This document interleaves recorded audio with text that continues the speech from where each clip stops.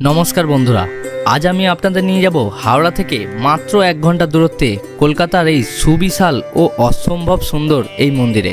এই মন্দির প্রথম দেখলে অনেকেই মনে করবে এটা বোধহয় দ্বিতীয় রাম মন্দির। তবে বন্ধুরা, এই মন্দিরের নাম হচ্ছে স্বামীনারায়ণ মন্দির। এই মন্দির ভারতের আরও নানান রাজ্যে অবস্থিত, তারই মধ্যে প্রসিদ্ধ দিল্লির স্বামীনারায়ণ অক্ষরধাম।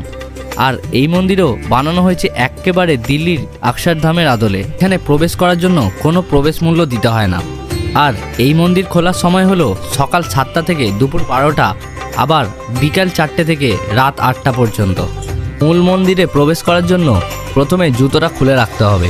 তোমরা মন্দিরে প্রবেশ করলে দেখতে পাবে এই মন্দিরে বিরাজ করছেন ভগবান স্বামীনারায়ণ, শ্রী ঘনশ্যাম মহারাজ, শ্রী হরেকৃষ্ণ মহারাজ, রাধাকৃষ্ণ, সীতারাম, হনুমানজি, শিব পার্বতী এবং গণেশজি। গুড মর্নিং সবাইকে। সো আজকে ভিডিওটা কী হতে চলেছে তোমরা আপনাকে বুঝতেই পারছো। হ্যাঁ, আজ আমাদের যদি স্বামীনারায়ণ মন্দির। তো গাইস, এটা হচ্ছে আমার প্রথম ব্লগ। তোমরা যদি সাপোর্ট দাও তাহলে আমি কিন্তু আরও এগোতে পারবো। এখন টাইম হচ্ছে ঘড়িতে দেখতে পাচ্ছ 5:46। এখন আমি বেরিয়ে গেছি হচ্ছে স্টেশনে যাওয়ার জন্য। একটু লেটেই বেরিয়েছি, কারণ এই ট্রেনটা আমি আগেও যাই, মানে কাজে যেতাম যেখানে আগে। এই ট্রেনটা না অনেক লেট করে যায়, তাই জন্য আমি ডিসাইড করেছিলাম যে লেট করে যাবো। কিন্তু এখন দেখছি যে ট্রেন পার্টটা ঢুকে গেছে, অনেকটা অ্যাডভান্স টাইমে আছে। তাই জন্য আগে রাত্রি করে স্টেশনে যাই, তারপরে তোমার সাথে কথা হচ্ছে। তো গাইস, ফাইনালি আমার শেওড়াপুরি নেমে গেছি। শেওড়াপুরিতে আমার কারণ হচ্ছে যে এইখানে নামা একটাই কারণ, যে এইখানে না আমি গত 2-3 মাস কাজ করছি, ঠিক আছে। তাই আমার লাস্ট টাইম এখানে আমি যেহেতু এসেছি, সে ভাবলাম বন্ধুদের সাথে দেখা করে তারপরে আমি যাই। কারণ হয়তো এরপর হয়তো ওদের সাথে দেখা হবে না। তো বিশেষ করো মানে এদের সাথে না আলাদা আলাদাই বন্ডিং আমার হয়ে গেছে। তাই জন্য আমি ফাইনালি আমার শেওড়াপুরি নামলো। শেওড়াপুরি থেকে যাবো হচ্ছে স্টেশনে, ওখান থেকে যাবো হচ্ছে দেখা কোন দিক দিয়ে যাই, কী হয় না হয়, কপালে কী আছে। চলো, আমরা একটু হচ্ছে আমাদেরই বাস আসছে ইন্দোরটা, ঠিক আছে, আমাদেরই বাস, যেটা আমরা এই বাসাতে যাবো না। প্রায় 2 মাস মতো এই বাসে আমি গেছি, সফর করেছি, তো বন্ধুদের সাথে বন্ডিং তৈরি করেছি, সব কিছু করেছি। তাই জন্য বললাম না, শেষবারের মধ্যে বন্ধুদের সাথে দেখা করে যাওয়া যায়। হয়তো দেখা সেরকম বন্ধুর সাথে হয়নি, কিন্তু যথেষ্ট হয়েছে না, বিশেষ করে আজ একটু ইমোশনাল হয়ে গেছে।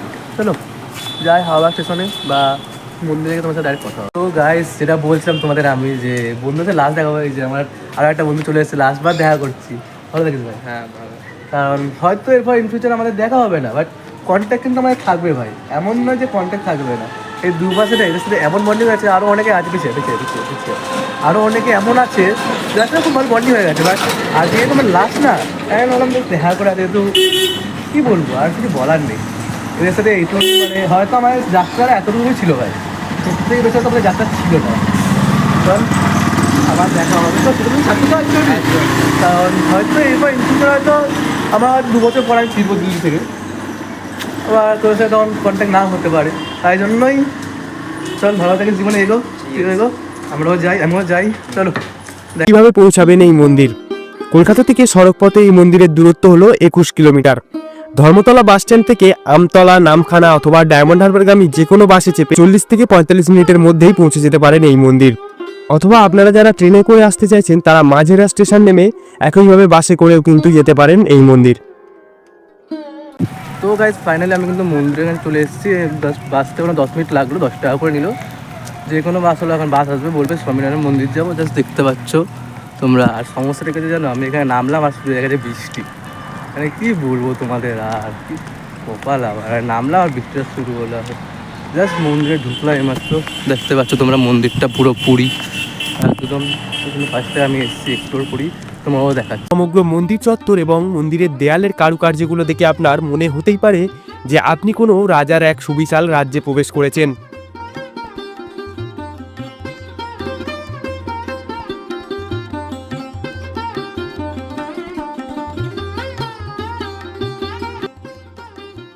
এবং সবথেকে আশ্চর্যের বিষয় হলো এই মন্দির কোনো ইট, পাথর বা সিমেন্ট দিয়ে তৈরি করা হয়নি।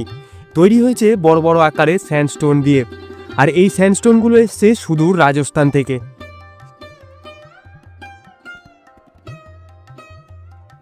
কি অসাধারণ দেখতে, প্রতিটা কাজ মানে খুবই সূক্ষ্ম হাতে কাজগুলো করা হয়েছে।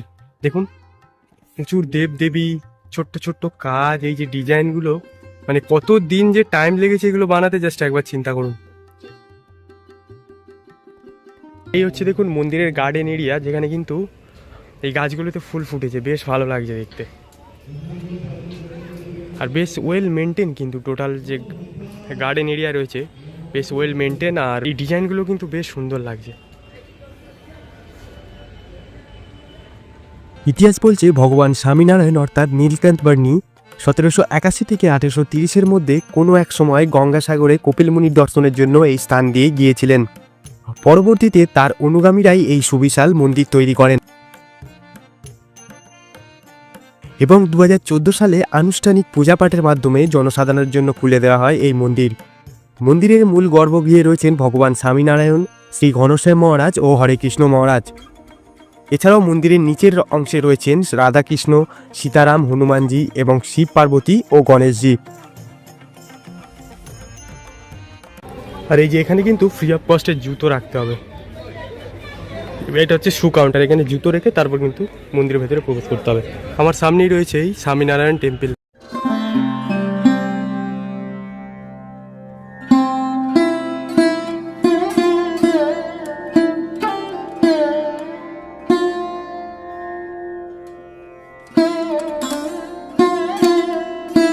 চলুন এবার আপনাদেরকে বলে দিই কিভাবে আপনারা এই মন্দিরে পূজা দেবেন। এখানে আপনারা সর্বনিম্ন 50 টাকার ডালা পেয়ে যাবেন, যেটাতে আপনারা দুজনে পূজা ও জল ঢালতে পারবেন এবং এরই সঙ্গে একটি প্যাকেটে ভগবান স্বামীনারায়ণের প্রসাদও পাবেন। এই পূজা দেওয়ার সময় হলো সকাল 8টা থেকে দুপুর 12টা এবং আবারও বিকাল 4টে থেকে রাত 8টা পর্যন্ত।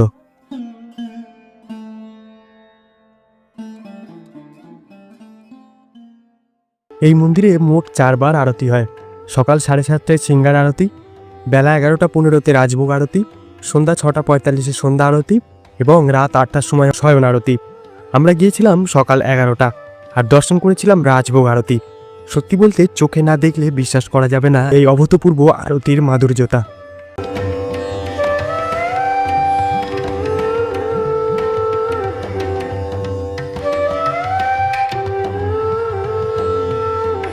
চলুন এবার আপনাদেরকে জানিয়ে দিই কীভাবে আপনারা এই মন্দিরের ভোগ প্রসাদ পাবেন। এই মন্দিরের ভেতরে রয়েছে তাদের ইন হাউস রেস্টুরেন্ট। সেখান থেকে আপনারা মাত্র 50 টাকার বিনিময়ে পেয়ে যাবেন ভগবান স্বামীনারায়ণের খিচুড়ি। এছাড়াও এখান থেকে আপনারা ধোকলা, ইডলি, চাউমিন সহ বিভিন্ন খাবার আপনারা খেতে পারেন। তবে এখানকার সমস্ত খাবার কিন্তু ভেজ। চলুন এই রেস্টুরেন্টে আমাদের কেমন এক্সপিরিয়েন্স ছিল সেটা আপনাদের সাথে শেয়ার করি।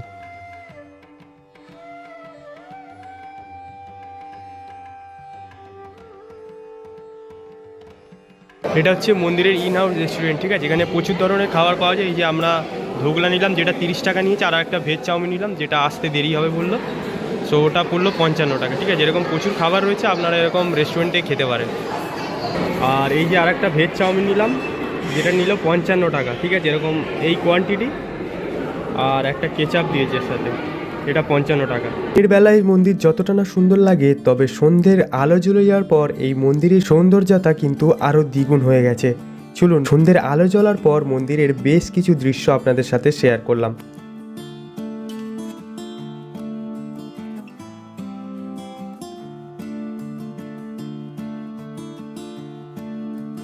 সন্ধ্যে হয়ে গেছে, লাইট জ্বলে গেছে, আর কি অসাধারণ লাগছে দেখুন রাতের আলোতে এই স্বামীনারায়ণ মন্দির।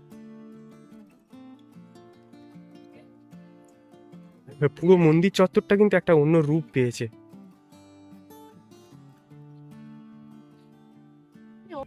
দেখুন পুরো মন্দিরটা কিন্তু গোল্ডেন লাইট জ্বলছে, যার কারণে কিন্তু আরোই সুন্দর লাগছে। ব্যাকগ্রাউন্ডটা পুরো অন্ধকারের জন্য ব্ল্যাক হয়ে গেছে, আর গোল্ডেনের ওপরে দুর্দান্ত লাগছে। দিনের বেলার থেকে কিন্তু এই রাতের বেলা মন্দির গ্রাউন্ড কিন্তু একেবারে পরিবর্তন হয়ে যায় দেখুন।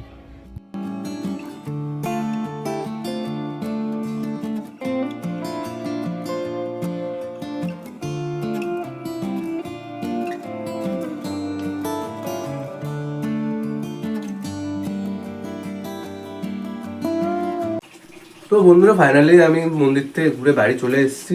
আর তোমরা যদি আমার ভিডিওটা ভালো লাগে অবশ্যই লাইক, কমেন্ট, শেয়ার, সাবস্ক্রাইব করে পাশে থেকো। আর তোমরা একটু সাপোর্ট দেখো, যেহেতু আমার প্রথম ভিডিও এটা, আরও ইন্টারেস্টিং কিন্তু আসতে থাকবে।